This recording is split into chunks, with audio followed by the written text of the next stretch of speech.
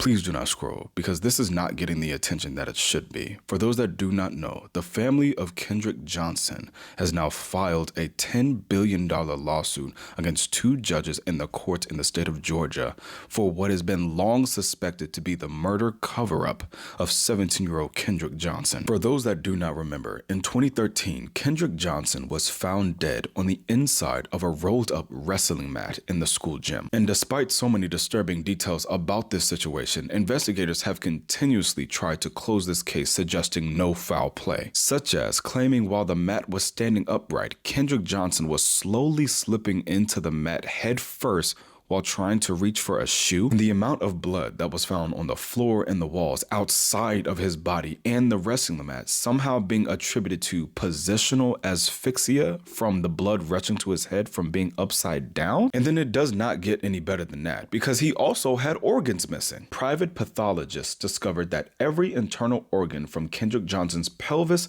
to his skull, including his brain, heart, lungs, and liver, had been missing, and his body cavity had been stuffed with crumpled newspapers. The funeral home that was tasked with handling Kendrick Johnson's body never received the organs from the state medical examiner's office. Their excuse was that they discarded all of those organs because they were decomposing, and they destroyed them through natural process. Now, the Georgia Board of Funeral Service stated that newspapers being stuffed into hollow bodies is nowhere near the standard nor best practice. They couldn't do anything further because it was technically not illegal either. This only further fueled the family's beliefs of a mass cover-up, that Kendrick's organs were intentionally removed to hide evidence of a physical struggle or any specific fatal injuries that would have proven murder. I wholeheartedly remember the public opinion around this case and how the #1 suspects were the Bell brothers, Brian and Brandon Bell, and their father, Rick Bell, who so happened to be an FBI special agent, and used his federal influence to orchestrate this massive cover-up in efforts to protect his two sons who were allegedly involved. The case of Kendrick Johnson remains open to this day, with this past January officially marking 13 years and now sitting with a $500,000 reward